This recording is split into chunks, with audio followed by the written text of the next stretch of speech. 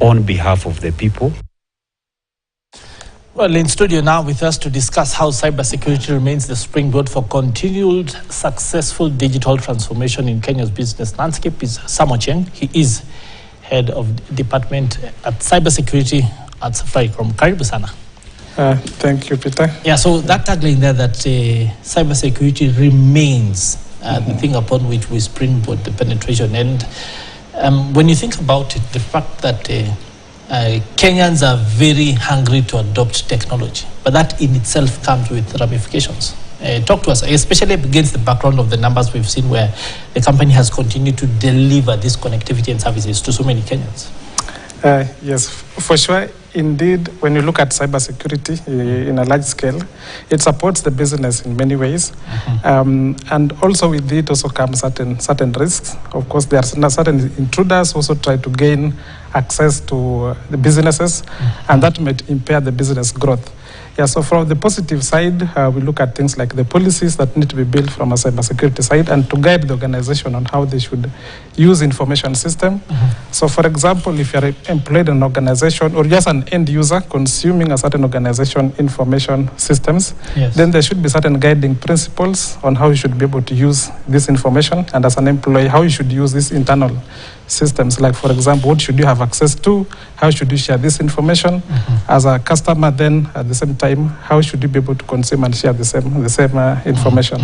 So these are some guiding from a governance side. There should be some guiding principles on how they should be done. There have been cases of many cyber attacks across the world, which impacts on how organizations also grow and also just how they spend their money in terms of protecting the information assets. Recent research showed that by 2025, the cost of cyber will be around $10 trillion. Wow. So you can imagine if one organization were to be continuously targeted, how much will spend? One, to invest on the cybersecurity controls, employ maybe the professionals to help you, pay, for example, the cyber insurance to help protect the business, and also just to deal with the ramification of cyber incidents, because recovery becomes a very big problem. It's tough, yes. And dealing also with the reputation damage that comes with that, trust issues. Customers will no longer trust you if they believe that your systems are not safe. Yeah, so there are good things and also the negative side. So I want us to break down what you've just said, because I believe we've unpackaged three different things. First off, at the governance level, there's the companies themselves, so that this is a sort of high-level institutional enterprise sort of solutions, governance, and policy. Correct. And on the other side, we have the consumer end, and there's different things, sometimes very simple, very proactive that can be done. And then eventually, there's the sort of resilience things that can be done to ensure that if these things do happen, then how do you ensure that there's minimal damage? So let's unpack the first one. Let's talk about organizations and businesses, especially from the point of view that while Safaricom as a company is helping many businesses digitize their processes, digitize their service to customers, and deliver convenience and that entire package, how is it also working to ensure that it enables them build in the security? Yes, yeah. So it helps the businesses do this in so many different ways. So for example, when you look at the policy that I was talking about, that's from the governance side. So when you have a governance framework, what it means, you need some policy that you need to be documented in place to guide on how the information systems will run, and also how the end users will be able to consume these services. And that now comes in, for example, when you look at data privacy. So is there some bit of consent that the consumer should accept before maybe certain information is gathered? Now that is published on the information system. Like for example, if it's an e-commerce system that you need to buy certain things from a certain portal, you will need to maybe register for you to get these services. So do you have you consented maybe to supplying your information on this particular platform for this information to be getting? For me, I'd interrupt you there, because then it brings us to the second part, because do these people who just click yes actually have the ability to digest what they're consenting to? And I'll give you a very simple example. At a personal level, I pay rent via pay bill, right? And recently, I got a text that says, we've changed our pay bills this month. Please pay your rent to X. Yes. And it turned out to be a false thing. Someone just simply maybe has sent this to 10,000 numbers and is hoping that one or two people actually send that will follow suit without checking, right? And so you find that at the consumer end, sometimes no matter what policies you might have put in place, we might still have challenges. Yeah, it's very true. It's not just the policy side. It also comes with awareness that needs to be done to the consumers. Yes. So am I educating you enough about these products that I'm rolling out? Do I have some FAQs on how you should be able to consume, register for this particular service? So if you are able to go through the FAQs and also I'm able to maybe share information on how this should be done, that will inform you more about this consent that you are clicking. Because I know sometimes the page is too long and reading it becomes quite... Very small font. Yeah, very small font. So you might not be able to read all the pages in the consent and also fully understand. There's the reading and also understanding what is in there. Yeah, so if I'm able to share this maybe in different ways, maybe if I have a forum where I'm talking to people who need to consume my products, I can tell them about what it means and how they can be able to access these services, maybe unsubscribe to the platform, because again, that's another area. Normally we subscribe, but we forget to unsubscribe when we no longer need the service. Then now you get a lot of, maybe if it's email, then it will call it now spam. Yes. You are getting a lot of these spam mails, which you really don't need at the time. Yes, so because of time, a lot of your consumers are small businesses or the man on the street. And the sort of attacks we are talking, for example, the phishing things, the things that start off as spam and then once you click, you're in, that sort of thing. Like we've seen recently, the stories around videos from Equatorial Guinea spreading like wildfire. And if you go online and people say, find the videos here, a lot of people are clicking those links and then it takes you somewhere totally different. At the simple level, it's a person selling their own product. So you land on a page which is telling you, if you want this kind of thing, call this number. But for really bad actors, it could simply be cloaking something which gives access to your systems or that sort of thing. So how do we start to deal with these sorts of things where people have smartphones, but they might not necessarily know that even if we tell them about this, but what yes.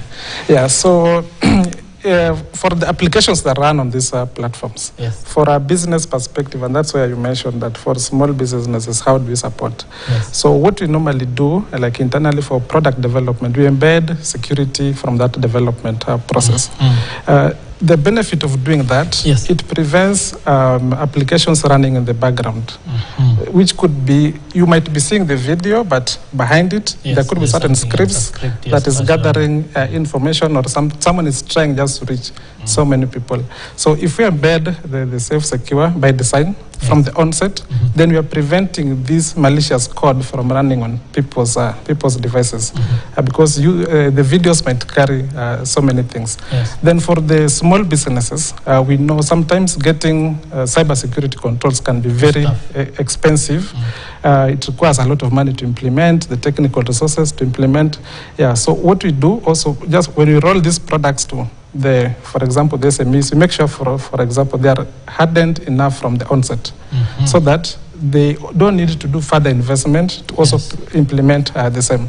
But on the other side also, we have managed security services that we offer our customers, those who can, so that we can be able now to support them in terms of protecting themselves or their systems while they're using these particular products. What is the place of common sense approaches to this, especially for small businesses, so that, for example, I've seen places where Safaricom and other providers will insist that the phones which are used for business will not be smartphones for certain kinds of people. So it's mulika mwizi, as we say, so that apart from running the USSD, nothing else is happening on it.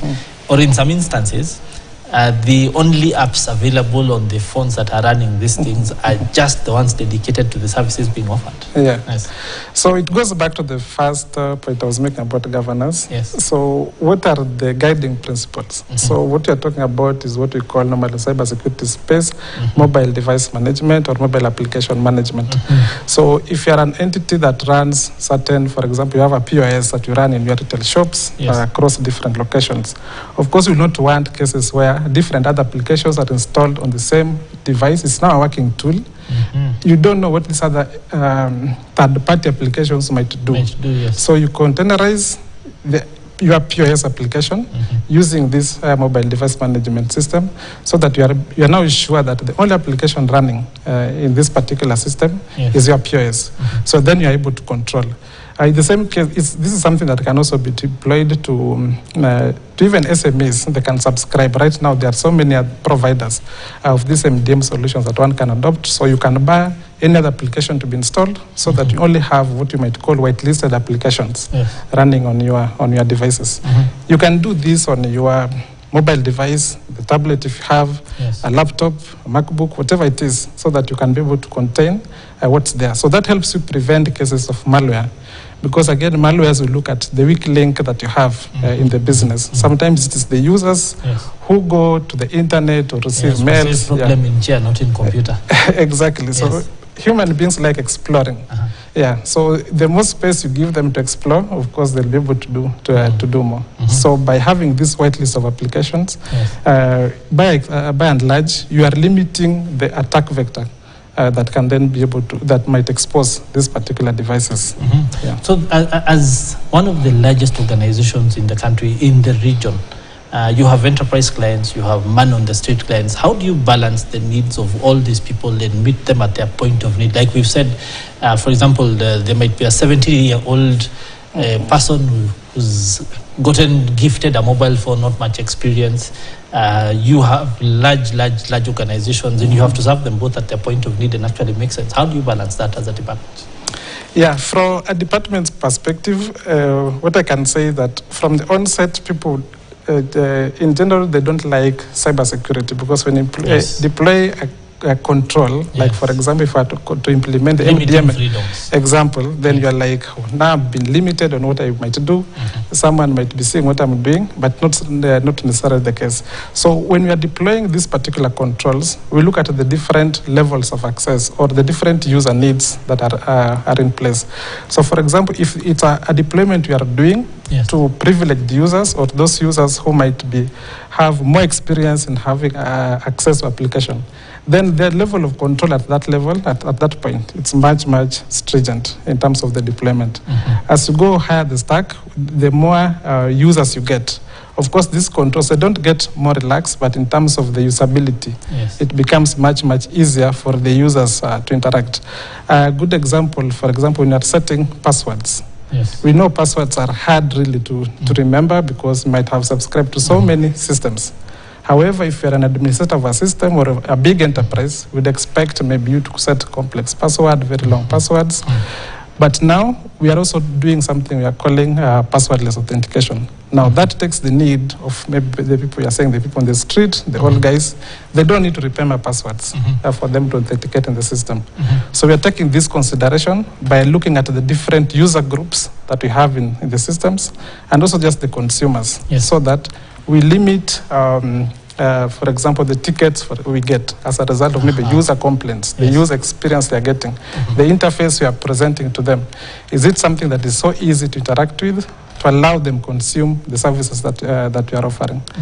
So I think to start to wind up, a question that many people will ask, and I'm sure you've had this, people saying, isimu inanisikiza, so that we've been talking about for example, the lollipops, and then suddenly your phone is presenting lollipops and that sort of thing, and people start to get the feeling that there's a bit of monitoring going on, and not knowing that sometimes they have actually given permissions along the way and those sorts of things. So how do people start to walk this back? How do they get a handle on the sorts of permissions that they've given the different applications, different installs on their devices? So if you look at the devices that people make use of, like the mobile phones, you find that from the user behavior perspective, the more apps you have access to, the more you'd also want to install and explore. What we sometimes fail to do is to read those small terms and conditions, which then now introduces what we are saying, the background activities that might be happening on these apps. So for what I can say, it's more of the awareness side. We need to be very cognizant and also get these apps from very reputable sources. So for example, if you go to the App Store, Play Store, and then check maybe the ratings of these particular apps, the Yes. comments that people have just given about these apps. It can help you make a judgment whether this is a legit app or one that can be able to, that might be intrusive in terms of what you're doing. But what about in situations where people will be blaming Safaricom? Because I bought this in a Safaricom shop. My service provider is the same company, so you guys must have something to do with this, but it's still user behavior. How then do we start to get them to appreciate and get to learn that they're the ones who've laid this foundation? Yeah, so from the usage of the devices then that you get from the shop, normally when you buy the shop, it will be like an empty shell. Yes, yeah. It's like an empty shell you get.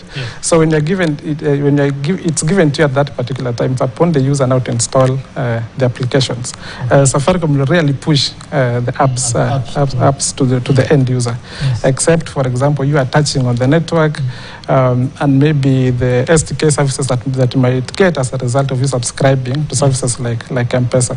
Yeah. So for me, it's more of maybe the training that we need to do and use awareness for people so that people can be aware about these applications that they are installing, because they do more than just taking the information that might be on these devices. Okay, thank you. Sam, thank you very much for taking the time to talk to us. Of course, Samson being the head of cybersecurity at Safaricom, Samson Ochieng, right there. Asante sana. Thank you very much. Thank you for taking the time to us. Thank you, Peter. Well, on that note, that brings us to the end of that conversation. We want to proceed to a short commercial break, but on the other side of the break, my conversation that I had earlier on debt management with the director at the debt management office, that of course being Raphael Otieno Owino, he is talking to us about management of Kenya's debt.